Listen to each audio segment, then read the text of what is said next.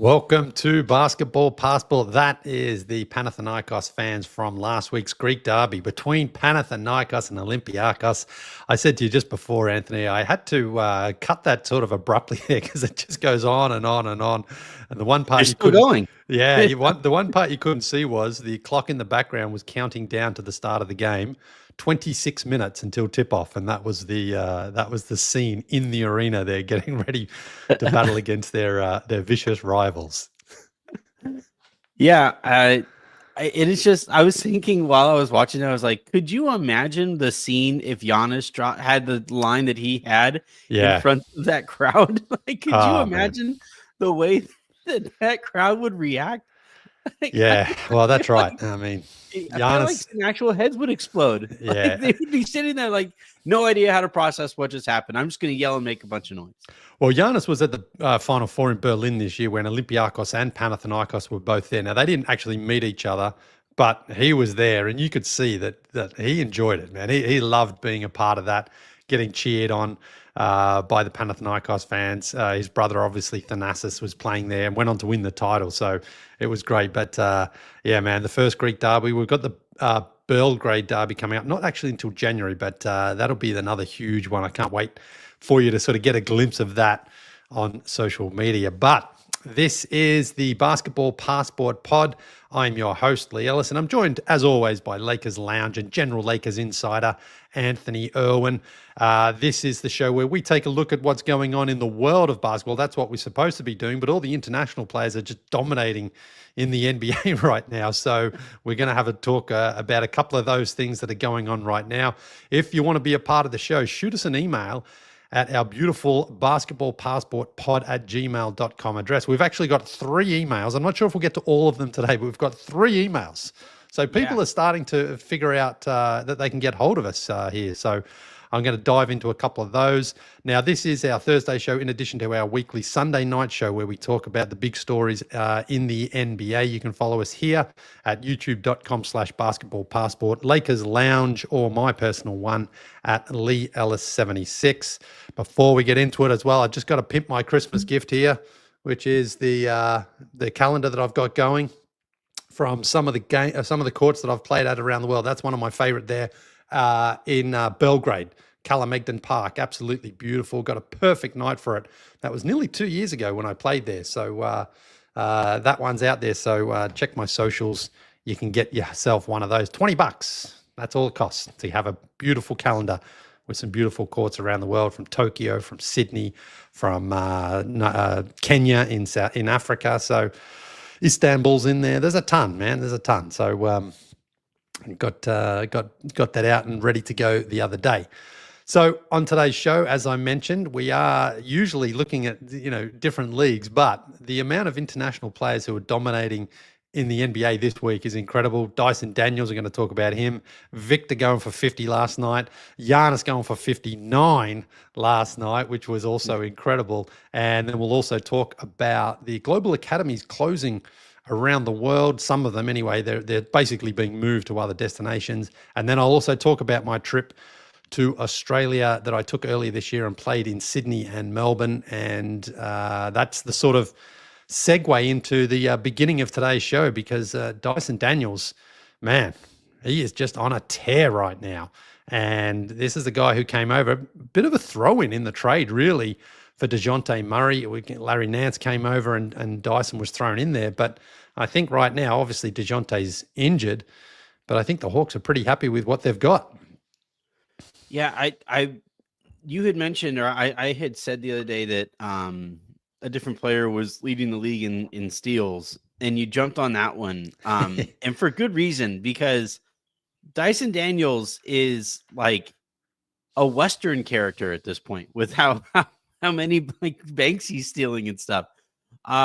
He has only in like the last week, he has a 7-game steal, or a 7-steal game. He has a 6-steal game. He has another 6-steal game. He has a 4-steal game. On the season, he's averaging more than 3.5 steals a game. And this also comes at a time, Lee, where analytically we've kind of come back around on the steal for a while there. Steals were considered a little overrated because people thought that guys were gambling for steals, and if they weren't getting them, they were actually putting their defense in a tougher spot. But you watch Daniels play, and his steals, they come within the rhythm of the game, if that makes sense. We always say that, and we think that about offensive players. But with Daniels, his steals come within the rhythm of the he doesn't it's not like the wild it'll happen occasionally, but it's not the wild gambles that absolutely puts the defense in an impossible position. He's so athletic too that he gets right back into the play if he doesn't get it. Or if he doesn't get the steal, it's a deflection. So I've been blown away by this guy defensively, and then offensively, he's actually been fantastic. You know, it's really difficult to be a two-way impact player the way that he is. But this guy, like you have the clip here, touch around the rim. He's strong. You know, he's just really, really good. I'm really impressed. He might be the best player in that trade. Well, I think right now, absolutely. I mean, again, DeJounte obviously is injured, so we really haven't seen him. And Larry Nance was the other player who came over. He's been finding it really tough to get some good minutes there for the Hawks. He had a good game against the Celtics. Mm-hmm. You know, really, I've been impressed with how professional Larry Nance has stayed, because he's been spending a fair bit of time on the bench there. But when he does go out there, he tends to perform, especially Onyeka Okongwu has missed a couple of games through injury. And Clint Capella is good, but Larry's a little more athletic, can spread the floor too and hit that three. But, you know, for Dyson, you know, that's right. Defensively, he's a low risk attacking defensive player. And that's what makes his impact so good, because he rarely overplays, or he rarely takes himself out of the play by gambling and trying to get a steal or an interception. I mean, that's ultimately in the NBA, most what we call steals are really interceptions, guys playing the passing lane, picking off a pass, just being in the right spot at the right time. He actually generates defensive plays by poking the ball away and really reading when to go for it as well. He gets a lot of steals from guys who may have their back turned and have a different defender. And as soon as their back is turned, it's like the old Michael Jordan on Karl Malone play, you know, like he doesn't expect anyone there, and he just goes and he just pokes it away, and it leads almost instantly to a transition opportunity for the Hawks. And so I know Quinn Snyder has talked about that he really likes the way that Dyson's able to, you know, strategically approach his defensive play and not just be someone who's out there really trying to pad his own steals and potentially giving up baskets the other way. Instead, he's getting the ball, ripping it off his opponent, or poking it away and giving it to one of the other Hawks players, and they get out and run. And that is just such a valuable asset to have, because, you know, you mentioned there, he's quick. So if he does lose his opponent, he can get back. He's strong. He's athletic. He can get up there and contest shots. So right now, he is really providing a lot. I spoke to him after the game too against, who was it now? The Knicks. I think he only had 4 steals, and only had 4, you know, in that game. Terrible game. But he was going up against Jalen Brunson, and Jalen Brunson, man, was so frustrated dealing with Dyson, because the other thing he doesn't do is foul a lot, you know. So guys just feel his body. He's out there really getting his hand on the ball and making it hard for guys to pass, hard for them to get open looks. And that was a huge reason why the Hawks were able to come back and win that game against the Knicks. And I spoke to Jalen Brunson after the game. He was very professional, but you could tell he was like, man, this guy was up in my jockstrap all game. Oh, he was. I was just like, I always like the idea of having somebody's like inner monologue, or the you know, having like the translator of what they're actually saying. Yeah. Mother. Oh, that's you could feel that, even though he didn't. He was respectful and professional. You know, like, yeah, he's a competitor. I like the way he competes. You know, he gets in there and he gets the deflections. But he was trying to say, Jesus, because the other thing room with me right now, I would beat this. Well, the other thing was, you know, Karl Anthony Towns was setting some big screens too, where they were trying to run Daniels through those. And I asked him about that. I said, you know, what's it like? Guys are really trying to sort of, you know, get physical with you. And he said, yeah, I mean, that's what happens. But Daniels is able to sort of slide around those picks at times. And again, you know, get back and contest and be in the face again of those guys. So that was great. But the deflections is just a whole nother area where he's, you know, so far ahead in terms of the league leaders. It's incredible. And watching him play, it reminds me of sort of when Kawhi used to play for the Spurs, where, Yeah. where Kawhi would just, a guy would be there and they sort of think they would have time. And all of a sudden the ball's been poked loose or deflected or it's just disrupted the offense. And that's, again, something that Dyson does really well without causing any fouls or trouble. Yeah. The key here is, he uses that athleticism. So even if he doesn't get the deflection or if he doesn't get the steal outright, he's so good at hustling back into the play. And it's not just like chasing his guy. It's like, okay, my guy is now by me because I didn't get the steal. Well, I'm going to have to run to the corner because the look as this guy is dribbling to the left side of the court here is going to be to the corner. And if he doesn't get the steal the first time around, he's going to get that secondary steal or that secondary deflection. And I, you mentioned the fouling thing. He's only going to become a better defender the more his reputation grows as a defender, right? You watch some of these guys who have a reputation as great defenders and the things that they're allowed to do by the referees. It's almost like the defensive superstar referee, the defensive superstar whistle. And if he's able to do this now before that reputation really takes hold, shudder to think what he's capable of, a year or two from now. Yeah, and I'm really excited to see tomorrow night, actually. Believe it or not, I'm excited to see the Hawks and the Wizards play because last time they were here, Jordan Poole had a really good battle against Daniels. Daniels was trying to be there, but Jordan, I know it's easy to make fun of him, but he can hit those shots. And I think he hit 6 threes. And there was one play in particular where Dyson did gamble to try to poke it away from, I think it was Koulibaly. He found Jordan in the corner. Jordan hit the 3 and then gave him a little pat on the behind as if to say, listen, man, you gambled and it cost you. And that just, the margin there, that's why it's so important to not gamble, because most NBA players, you give them an inch and they'll be able to hit that 3-pointer, especially guys like Jordan Poole. And he did. And that was funny. So now I'm interested to see, because the Wizards have won both games so far against the Hawks. The Hawks get another chance here tomorrow night. And I'll be really interested to see how Daniels now takes on that assignment, because if you slow down Jordan Poole, you can slow down the Wizards. That's the old saying. Well, Wizards are pretty slow. Their e-brake is permanently set. Yeah. So. Well, moving on from Dyson, by the way, I am going to have an exclusive sit down with Dyson this afternoon. So awesome. It will be out for a couple of days, but really excited to talk to him up close. Now, the other two international players that both dropped 50 last night. Victor Wembanyama went 8 for 16 from downtown, and then Giannis had 59. It felt like he needed 89 at one point there to beat the Pistons. But I mean, let's have a look at some of the stuff here Wemby was doing last night, because it's really, this sort of stuff is crazy. Look how far out he's shooting those threes. And then when he gets it into the paint there, I mean, Jonas Valanciunas is a big dude. He's a 7-footer, and he's he's making him look like he's like 4 feet tall. Wemby is just, the bag is just so deep. And if he starts knocking down threes at this rate, because he hasn't been shooting them all that well to this point, but last night he did. And then look at him hustling on the ground, getting out, doing, everything for his team. It's just incredible to watch.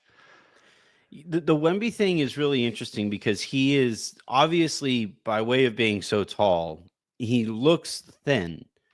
But you would think of the kinds of players who would be able to move him.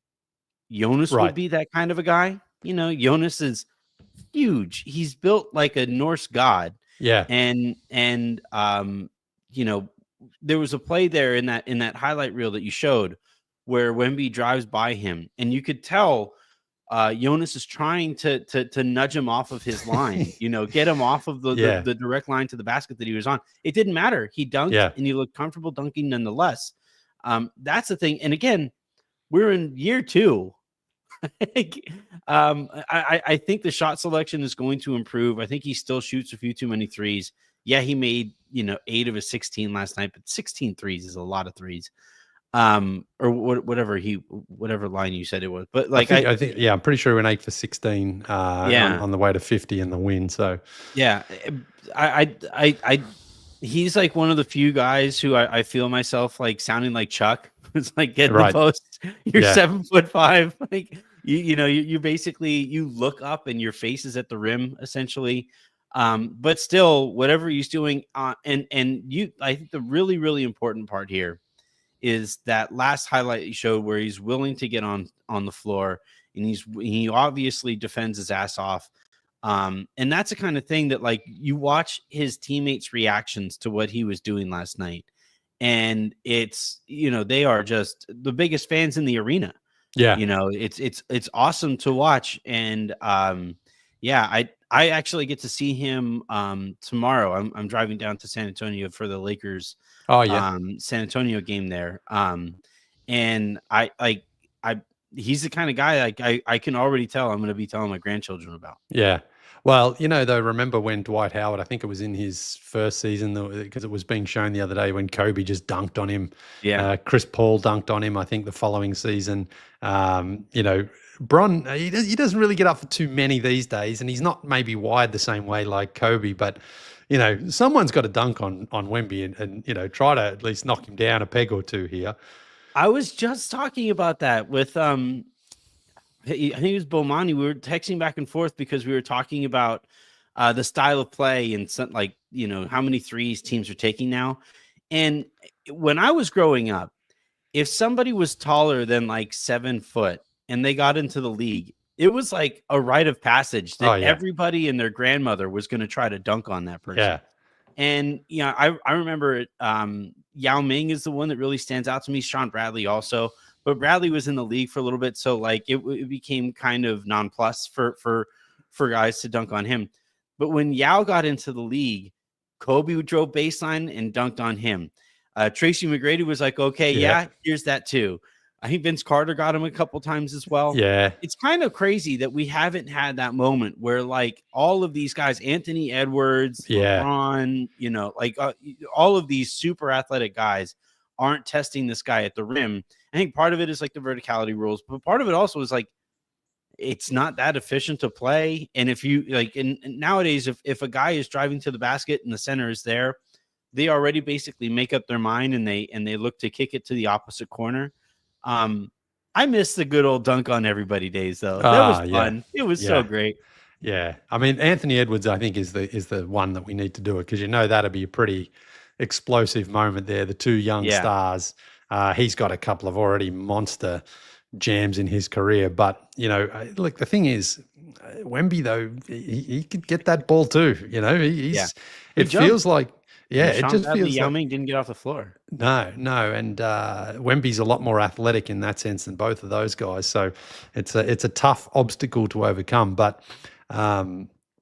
It has to happen. I think LeBron's just a little bit too old these days. He's not motivated to do that sort of stuff, like he doesn't want to. But incredible game from Wemby. And again, if he's able to keep this up, man, I mean, I don't know how you stop him because you mentioned there, Valanciunas is he's one of those big Eastern European bricks. He was the one who caused a lot of trouble for the USA at the World Cup last year when Lithuania beat them, just because they had Jaren Jackson going against him, and it was like, you've got that old man strength there from Valanciunas anyway, and so, but Wemby was just so agile and so swift that he was able to get around him easily last night. Moving on though to Giannis. I mean, the Bucks, man, what they need these days to get a win is a lot of help. And they got it there from a couple of free throw misses late, but Giannis having to do everything on his way to 59. And he just looked like there was no way he was losing that game last night, but he also looked absolutely gassed at the end of it.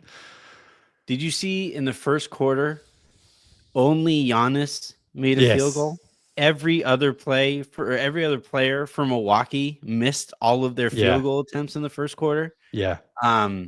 It's a disaster there, but I don't want that to take away from what we saw from Giannis, because that was, my favorite part about basketball. One of my favorite parts is that, like, at any moment, any player can step up and just absolutely dominate a game. And, it's all relative depending on how great a player is, how long those stretches of dominance can run. And in this case, it was the entirety of the game. It was, the Pistons looked like the better team out there, to be frank, which probably doesn't say many good things Pistons about haven't been too Milwaukee. bad this season. They've had some really close. They've had like 4 or 5 1 or 2 point losses so far. Yeah, but they've been competitive anyway. Yeah, but like I said, I truly think that they look like the better team out there collectively, and it just didn't matter. Giannis was Giannis, and the thing that he's done this season that I think is really, really smart is instead of just focusing on the 3-point shot as a means to stretch out his game, he's actually been really effective from the mid range. Yeah, and I know I'm going to sound really old here, and I know I was also the same guy who just told Wemby to get in the post too. So, welcome to Inside the NBA, everybody. But like the thing about the mid-range jumper is it's such a great way to get your rhythm going. If you're comfortable taking that shot, it's such a great way. Like, I'm a golfer, so when I go to the driving range, I don't start swinging my driver right from the get-go. You start with your wedges, you go to your low irons, you go to your mid irons, and then if you're really feeling it, then you can go to your 4 and 5 iron, and then you get to your driver. But I thought last year Giannis with his shot selection would just go straight to the driver, and I thought it really kind of threw off his rhythm. In this case, he's working a lot in the mid range, and he's doing a whole bunch of work there to get himself into a rhythm. And then last night, he does wind up making some key 3-pointers, those walk-up 3-pointers that teams have to give him. And he's shooting those, I think, a lot more confidently now because he's developing that rhythm over the course of the game. Well, I like the way that he does step into them and say, if you're going to give them to me, I'm going to shoot him. He's never going to be Ray Allen, but it's just so important. That's the difference between him and Ben Simmons, like if guys don't shoot them, that's where they can run into trouble. But I will just say I always pack the driver and I just unload on the driver first because it doesn't matter if you slice them or hook them or whatever. It's like just like that feeling. Cool. When you do get one clean out of the middle on the driver, man, there's not many feelings better than that. The sound, you watch it just like soar up into the sky. Yeah. And you're just like, I could have easily been a pro on the on the PGA Tour here, and then you have 15 in a row that you can't even get anywhere near in the middle. But that one that you that's how you keep on playing golf. That's how golf gets you. It brings you back. That's I still remember one of the best rounds I played was in Toronto, and I was having just an awful day, and I had a 10 on one hole. And it was it was rated as one of the easy ones on the course. And the next one was a par 4, and it was rated as the hardest one on the course. I got the driver out and absolutely leathered it down the middle. Yeah, 2 putted, so I birdied it, the hardest one. And I'm just like, this is the problem with golf is you have a 10 followed by a birdie on the hardest hole. I'm like, that's exactly what you say. That's what you can. That's the one you remember. You're like, see, I can do it. I can do it. Golf is funny that way, right? Because with almost everything else, you remember the negative comment, you remember the negative Yelp review or something like that. But golf, like for whatever reason, you remember that positive drug experience, and you're like, all right, I'm trying it again. This is against all of my better judgment, but I'm going to go right back out there. Oh man, it's such a stupid game, golf. It's such a stupid game. Like the ball doesn't move. You choose the club, you choose the power, you choose when you hit it. Everyone has to be quiet. You have the, absolute every possible condition that you want. Yeah. And you still just can't hit two shots in a row the same way. So, You think about everything Steph has accomplished in sports. And I think the happiest I've ever seen him was when he made that hole in one. And like people were like, gosh, he's acting up the moment. It's not real. It's not real. I'm like, no, I'm lucky enough to have hit a hole in one. Right. I have 2 children and I'm married, and it's a top 3 moment in my life. Oh, which child gets bumped there? That's interesting. Which one is it? It probably fluctuates a little bit depending on the day. Yeah, it depends on the moment. And how Jen's Miles doing. Is napping right now, then Avery gets bumped today. Right. Well, he's out. All right. Good. Yeah, we're good.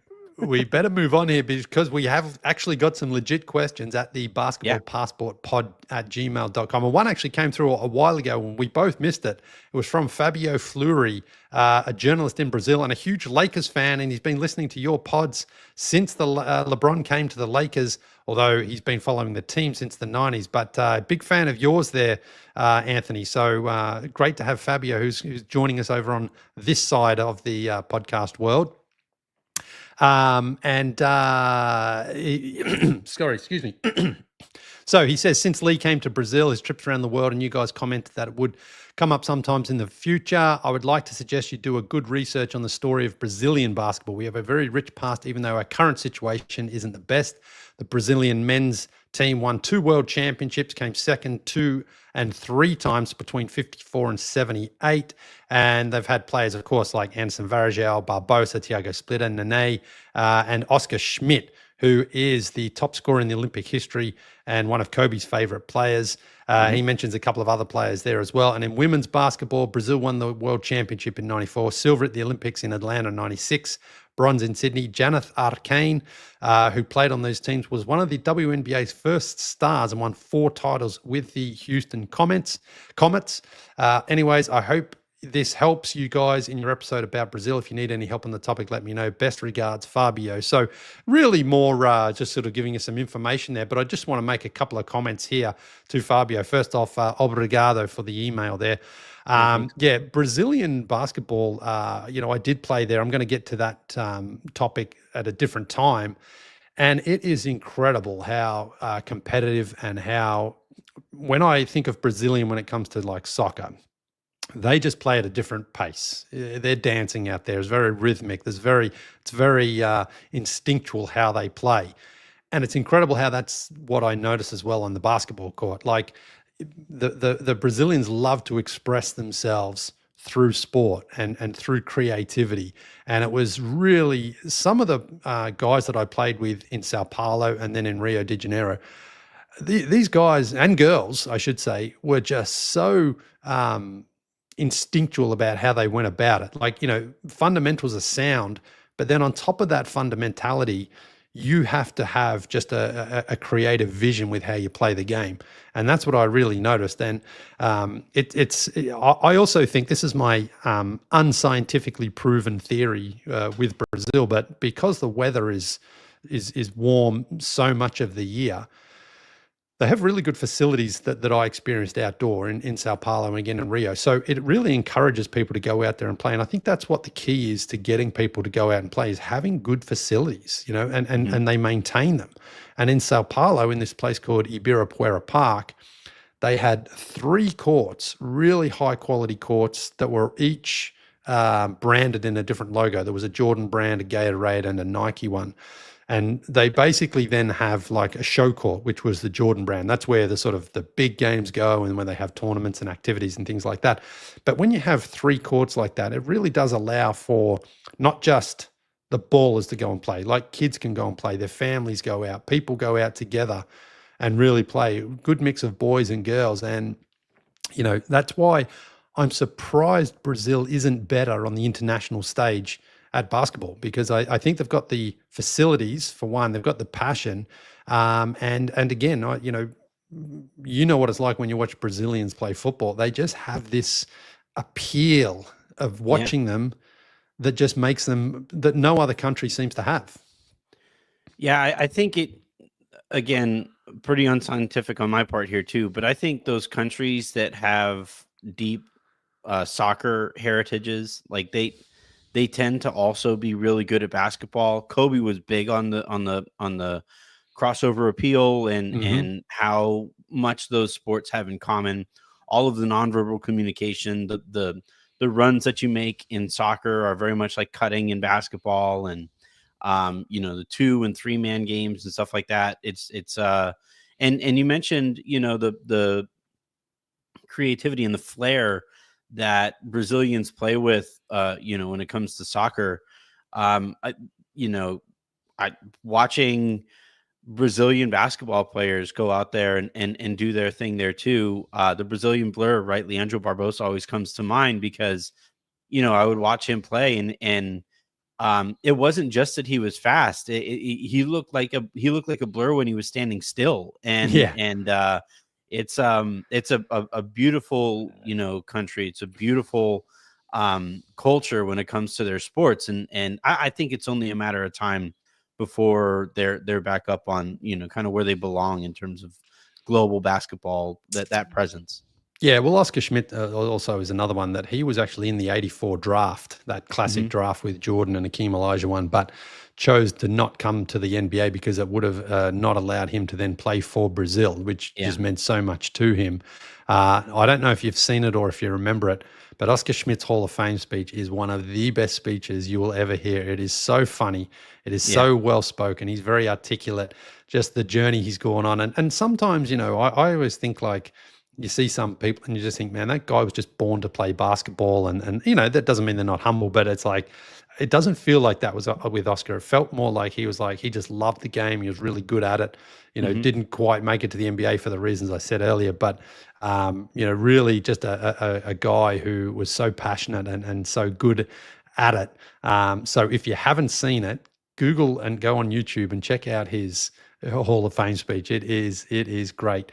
Maybe we can play a chunk of it when we do the Brazilian episode. Yeah, that's right. Yeah, good point there. Good point. And I'll just mention a couple others here too, because Janeth, the lady he mentions there, who was on the Houston Comets, who won their first 4 titles. I actually met her when I was in Sao Paulo this year at the All-Star game, the Brazilian All-Star game, and she is so highly regarded and respected in Brazil for everything she did. She was a very important player on those teams. She's retired now, but it was so cool to meet someone who they revere so fondly and so greatly.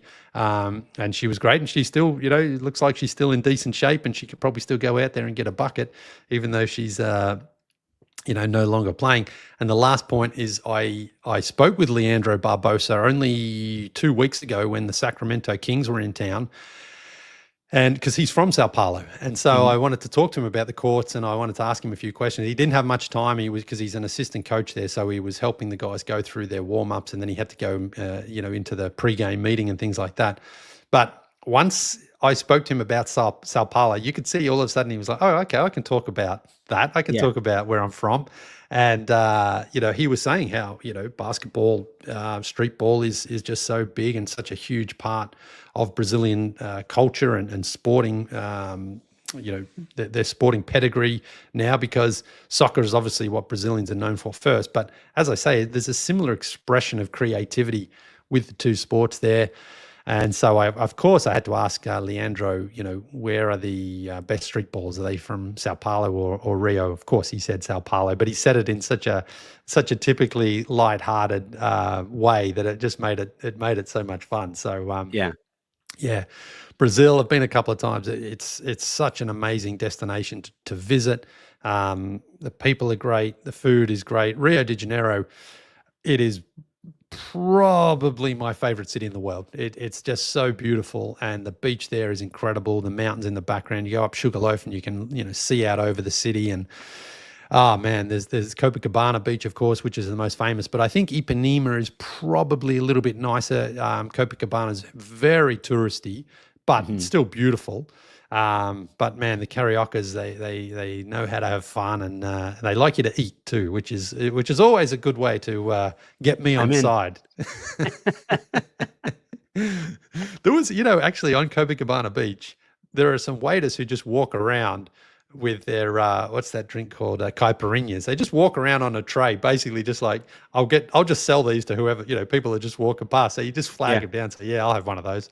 And it's great. But this was, I was there in March, and so it was during school and everything like that. But people are just out having a great time, and highly recommend a visit to Brazil. It's I say a beautiful country. I've only been in the southern part there, Rio, Sao Paulo, Curitiba, Paraty, and a few of those places. But they really live up to that vibe of like, they're doing things on their time, on their schedule, and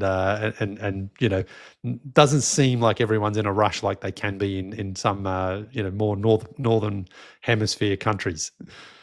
That's always my favorite thing about traveling, especially being from, originally I'm from Southern California, and everything there moves so fast. Yeah. Everybody is always in a hurry. Everybody is just always stressed. You have the weather, which I think keeps like some people sane or whatever. But as soon as when I was living in Southern California, and I would any whether it was traveling inside or outside of the country, it really dawned on me how wrong we were doing it there. Just chill, like let's all just take a Just deep breath, relax. Yeah. yeah.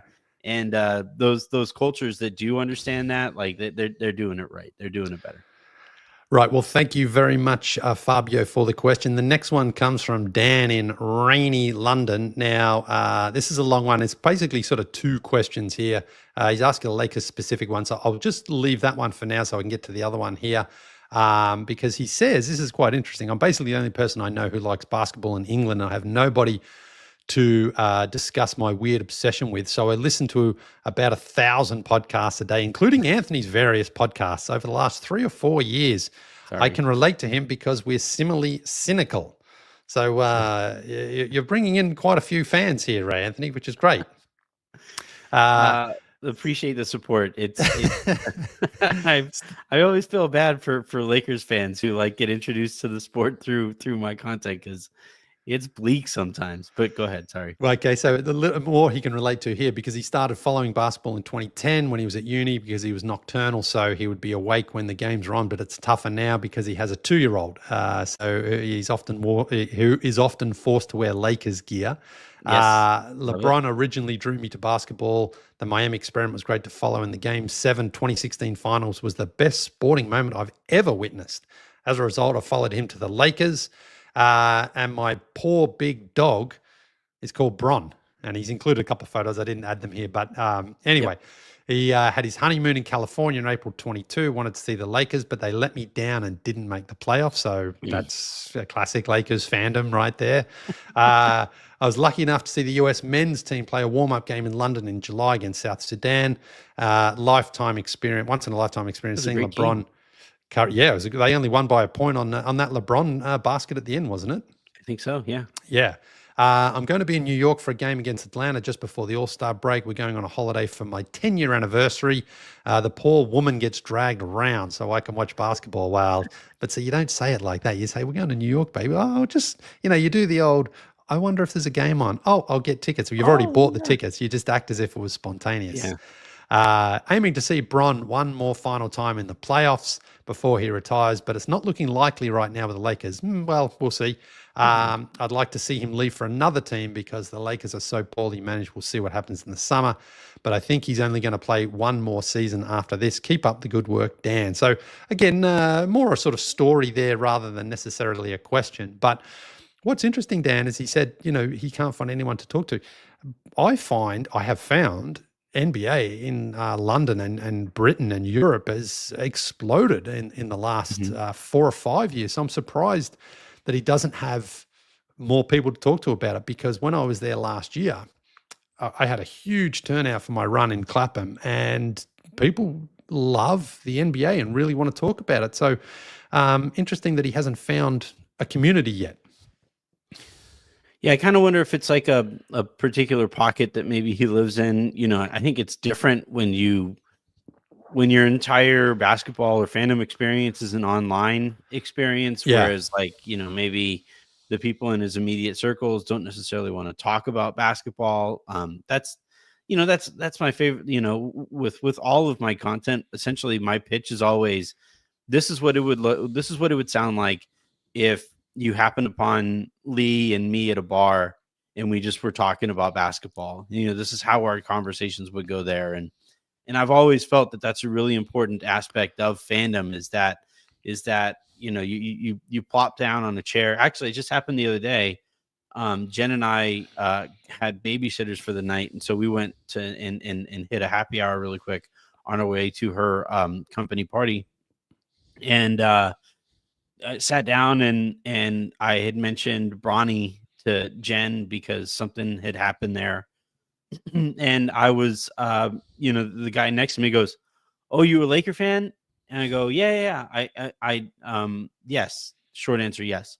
He goes, "I'm a Celtics fan," and like we just, picked up and carried a conversation. I think his like older coworker was there, and then Jen was here to my right, and we all just talked about basketball for 30 minutes or so. I could totally understand if he doesn't get that experience, how much he would miss out on it. It's enough to go to New York and Atlanta and all that to try to catch it. Well, that's the thing though. Like again, I also do sometimes, forget like that it's not that easy for people to always be able to incorporate those sorts of things when you are traveling, if it's a honeymoon or an anniversary or whatever it is. If your partner doesn't want to go, you don't want to be like, forcing someone to go. But Madison Square Garden is one of those experiences that I think most people would be like, yeah, I'll go along. I want to check it out. I mean, if you get a game like you got last night, for example, against the Bulls where, they were down by a heap and they came back and nearly won it. I mean, that atmosphere is incredible. It's just, getting hold of tickets, I think, is a little tougher these days for a reasonable price. Anyway, that's a problem with the Knicks games anyway. But it is a great experience. And Dan, I'm not sure why you haven't been able to sort of connect there with people, but I think keep looking, because I know there are quite a few podcasts and there's quite a few, or not quite a few, like a ton of NBA fans who are trying to sort of get together and connect. And so, turn up to some courts, see who else you can find online, and maybe send a few DMs and see if you can connect. Because again, the NBA, of course, used to have a game in London. They moved that to Paris, and now I still don't understand why they don't just do one in London and one in Paris. I just there's a zillion games over the course of the year. I know. I don't know. Anyway, But thanks for those emails. We have another one, but I'll save that for next week because it's time to move on to the destination for today, which is my country of birth, the beautiful Australia, which I went back to earlier this year, caught up with my friends and family and people I hadn't seen, because the last time I went was pre-COVID. It was 2019. And before that, it was 2011, but that was before I had any kids. And once we had kids, it just obviously made it a little harder. But went back this year and saw everyone, and it was great. And I think it's funny when I think about Australia and the USA when it comes to basketball, because we've had some beef in the past. We've had some real beef. Going back to the Shane Hill game in 1996 in Salt Lake City, in a friendly game there. He hit the 8 threes. Him and Charles Barkley got into it. I've spoken to both of those guys about it. And Charles being Charles says, he took a run at me. I was like, that's not what happened at all. On tape. But there's camera footage. I know. You took a cheap shot and fouled him. And there wasn't a foul called on the play, and he hit the 3. And then 5'10" Shane Hill, about probably 180 pounds, going up against 6'4.5", let's say 238 Charles. But it was one of those moments where, again, and when I spoke to Shane Hill about it, he said, a lot of other guys, when they played the Dream Team, this is 1996, of course, so it wasn't the original Dream Team, but a lot of other teams, when they played against the USA, wanted autographs and selfies and swap shirts and things like that. But Shane Hill was like, I'm going out to take on these guys. Now, Australia lost by 30, but that was at the time where the Dream Team 2 or 3, I guess they were still pretty much just wiping the floor with everybody. So a 30-point loss was more standard. But there was also some trouble in Sydney in 2000. Australia and the USA got into it there. Vince Carter was not loved at the time there in Sydney. Neither was KG. But I don't know what it is, man. But there's beef between the two countries. Well, I think it's two rambunctious countries. I think both countries are known for outgoing personalities and stuff. I think that might be a bit of a factor here. But I think what it is you mentioned there with Shane is there's a lack of a give a bleep when it comes to, worshiping the ground that Team USA walks on. Yeah. And, I think it's not to say that those guys expect to have the ground that they walk on worshipped, but I do think it, especially over the years, was certainly not the norm. And I think that kind of takes them aback. And, you never know how a bully's going to handle getting punched in the face. Yeah. And or embarrassed in any real way. And I think I think, by the way, too, it's great to see countries and cultures really go at Team USA in those moments and really revel in the opportunity to potentially embarrass them. Like, my favorite game of all time is that game against Spain, that gold medal game against Spain with the Redeem Team. That's my favorite basketball game of all time. I watched the Lakers beat the Celtics in a game 7. And I think, that Olympic game is my favorite one of all time. And it was simply because, like, you look at that Spain national team, those guys didn't give a single damn about who they were playing against there. They saw an opportunity to win a gold. Yeah. Well, I think that's the other thing. Like, the 92 Dream Team was just such a perfect storm of like Larry and Michael and Charles and Magic, that there was more of a like, man, this is unbelievable that these guys are all sharing the court together. But then that sort of wore off, and the rest of the world was like, all right, we can't, we're better than that. Competition, right? And so I think for those early couple of, after that Dream Teams, they expected to be treated with that same sort of, reverence that the original Dream Team got, but it wasn't the same, because there was no Magic or Larry, and we'd been dying to see those guys. They went out there and performed and did it, but then it became like, hang on, you're not from that team though. Like, you're not that player, and you don't deserve the same sort of respect. So I think that's part of it. But anyway, Shane Heal, he's from Melbourne, but he spends his time now in Sydney. He's played for the Kings. He used to coach the Kings there, and his daughter's good. And so I played in Sydney and Melbourne. Today I'm just going to focus on the run that I had in Sydney, because it was the middle of winter.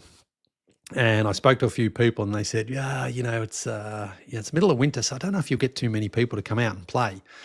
But this is Australia, and this is the Australian winter. So these were the conditions. These were the conditions that we played under in the middle of July. It was, right on the beach there in beautiful Cronulla. This court's only a couple of years old. I think they only built it sort of post-COVID there. But, the reputation Australia has for being just, a lot of people who have met me just sort of assume like, oh yeah, you're Australian, so every day is just hot and sunny and warm. And I'm like, well, it's not really.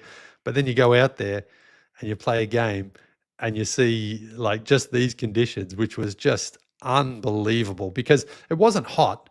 In fact, I like it when it's a little bit cooler so you can run around to warm up. But again, you can see everyone there is mostly in shorts and T-shirts and having a great time. And this was the final crew. This is what I've found, unfortunately, at pretty much all of my runs, is people turn up and then, people have to leave and people have to go. And some people just turn up to say hello. But by the time I do the group shot, it's like, oh, there's not that many people there. I'm like, there's not that many in the group shot. But if I was able to get that group shot when we're at our capacity, there's probably twice that at least who was there. So it's one of those funny things that I look back at and I'm like, damn, people do just sort of, it's like a party, people turn up, say hello, have a drink, and then they go on with their lives. It's like, hey, stay, make it bigger, make it so it seems like we're having a bigger turnout here. That setting there, there's something about playing basketball with water nearby, like the sound of water nearby. So much of basketball, like for me, my favorite sound is still the swish that goes through and the splash that goes through when you absolutely lace a jumper. And you have the water back there in the background. It just feels like it goes hand in hand. My only question is, Leigh, like, I don't see any poisonous snakes in any of these places. I don't know. There's a few around there. A few spiders as well. But, well, speaking of water, so I'm sure you've seen the icebergs rock pool. You've probably seen it, even if you don't know, it's known by that. But I did go and have a swim there. And this is again, middle of July. And there I am there just doing a little Ian Thorpe, just swimming in that rock pool there. I mean, it's one of those touristy destinations that you have to go to. Now, again, I thought it was a Saturday. I thought it's probably going to be pretty packed. But because it was winter and it's only cost $10 to get in, which is one of those things I'm like, man, I would have thought capitalism would have just said we're charging $50 for people, because it's such a great destination to go to. But Yeah. that water was cold, but I prefer it when it's that refreshing cold of Me like, too.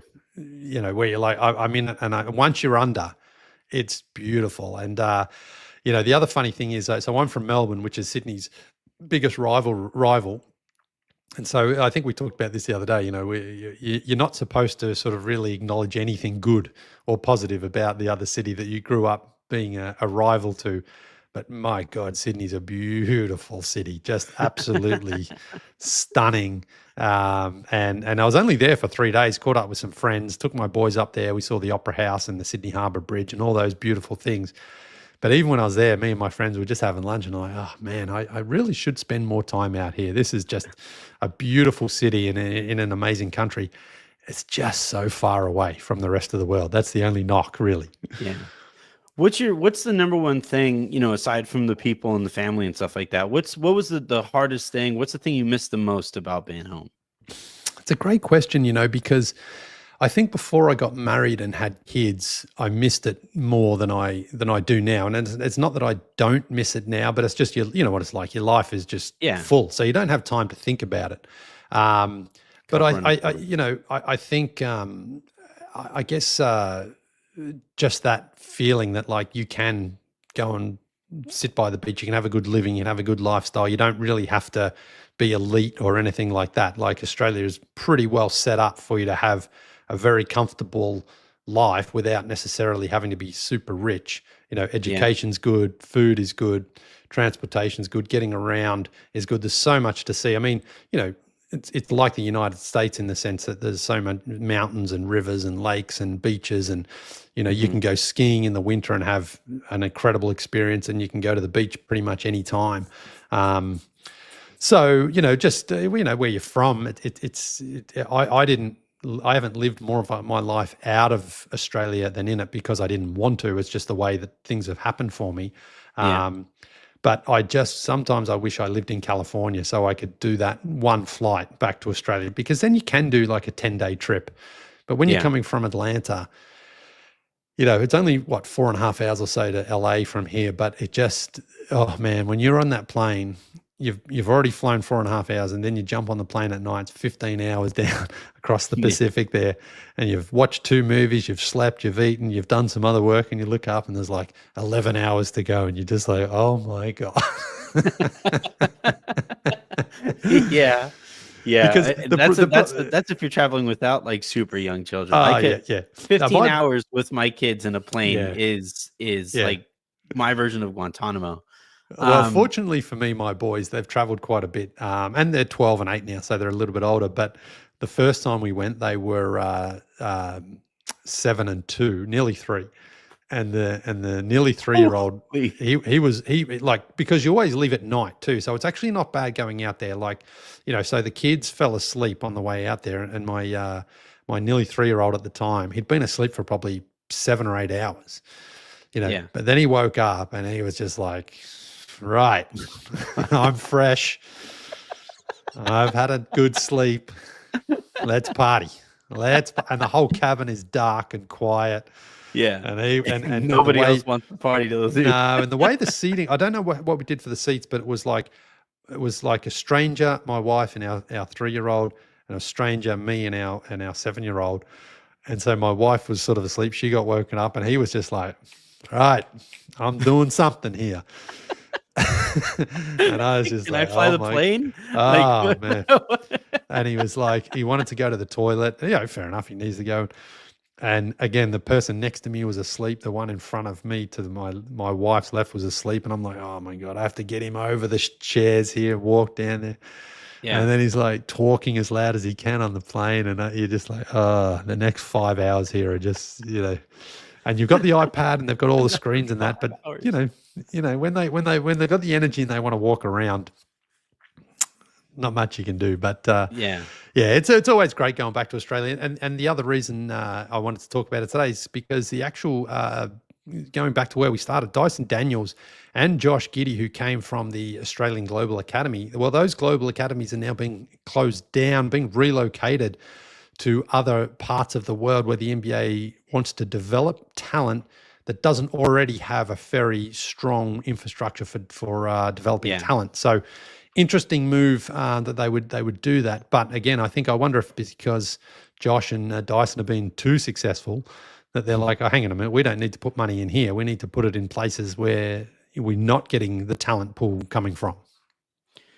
Yeah, I mean, I think there's also some, because I think aren't they going into Saudi Arabia, India, and non-traditional markets. Yeah. So I think there's probably some financial incentive there. Yes. For the league there too. I do want to know, like, I'm always kind of curious, when did Australia's basketball scene take off? Like, how did they arrive at a point here now? Because it's not. I know it's a big country. It's an entire, basically the entirety of a continent. But like, like where did that come from? Where did the passion for basketball come from? Well, I think it began actually after the 1980 Olympics in Moscow and also Los Angeles in '84, where Australia thought they should have been doing better on the international scene. And so the government created what's called the Australian Institute of Sport.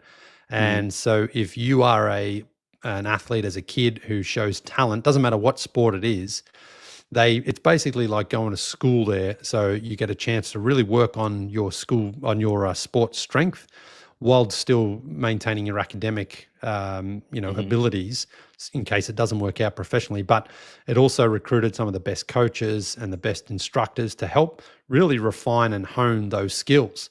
And so that was sort of born, during the 80s. And now we're really starting to see the benefit. I mean, the benefits of that have been actually shown for a number of years, in fact, a couple of decades already, because the government put so much money into it to develop athletes in whatever field they're in. And so you see the results of that now on the international stage. And so, it was quite wise of the government to realize, we needed to do something to try to get more of a focus on those, obviously talented kids. Swimming is obviously a huge thing in Australia as well. There's a ton of money and resources put into that, but it really does extend to everything now. So, if you're a talented kid, you'll likely end up spending some time there. I think Andrew Bogut went there. I'm not sure exactly if Simmons and Giddey and Daniels and those guys went there. There's more of a sort of, the basketball focus is probably elsewhere, but that was the big thing with Australia to raise the standards on an international scale. And you see it at the Olympics and World Championships and just competitively, when it comes to every sport now, Australia feels they have to compete. I think this is the classic. This is one of the things probably I do miss about Australia. When it comes to the Olympics, we love to go on the per capita gold medal count. That's the real medal table account, the medal tally account there. So, we have 20 or whatever golds, but per capita, we're basically 1 out of 1.5 million people in the country, which would put us miles ahead of the USA and China and the other countries that dominate. So we certainly like that, but it is great to see that though. Is there a banner? Is there a per capita banner? Of course. But I think again, when you see the craziest thing for me, right, is when I see Ben Simmons and Josh Giddey and Dante Exum when he's been playing as well. And Jonah Bolden, you probably remember him, and Jared Utoff as well, these other guys. Watching their dads play in the Australian League in the 90s is incredible. I was watching a game just the other day because I was doing a piece on Josh Giddey, and his dad, Warwick Giddey, was in the game, and so was Dave Simmons, Ben Simmons, on the same team, and Cecil Exum was also on that team. And it's like, I'm like, I cannot believe that these three guys who were good players, didn't make it to the NBA, but their sons have all gone on to make it to the NBA. I mean, it's a bit of a mind, a mind F there, because I'm like, I just can't believe it. When I was talking to Josh Giddey the other day, he's obviously known for being a great passer, not necessarily the best shooter, but he's working on that. And I said to him, what was it like growing up? He said, my dad always focused on passing. And I said, yeah, well, your dad played with Andrew Gaze. So he was like, he had to pass it to Andrew Gaze because, the ball wasn't coming back once he did. And Andrew Gaze was such a great shooter. So, yeah, incredible. I'm happy that Exum got a second chapter in the league, right? Yeah. He was out of it, and then Yeah. Dallas brought him back and had a great run in those playoffs last year. Well, that was Dennis Lindsay on the Mavericks. I think Lindsay originally drafted him in Utah. Now on the Mavericks, and he saw him in Partizan Belgrade. I saw him out there too, and he did play well. Just unfortunate that once again he's got an injury. I think he's back somewhat soon, but that's what's really derailed his career is the continual these freak injuries too, right? He's doing the hand thing now, and then.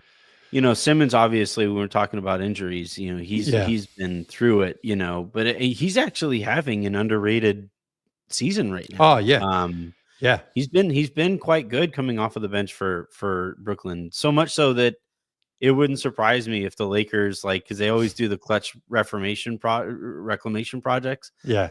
I have he's just like an extra little guy that I'm just like, all right, let's see. Well, eventually it's going to come up. I'm telling you, everyone's seen the talent and the speed and the athleticism. It's just, it's can he, get to a point where he can either take that shot aggressively or make it so it's not such a deficiency for his game, because I think that's the problem is, he's allowed that to really work against him, whereas Josh Giddey right now shooting a career high from three. And that was a big part of the reason why the Thunder traded him, because they couldn't have him on the court because he couldn't shoot. And he's worked so hard and he's having some success. So anyway, I think that will wrap it up for this week. Thanks again to everyone who has joined us. We got a couple of questions in. If you got any more, let us know. We're flying through these questions. Basketball Passport Pod. It's because of the pod. at gmail.com. We will see you Sunday night around 8 p.m. Eastern when we do our NBA look back show on the current stories and topics. But for now, that's it for Basketball Passport Pod Australia edition.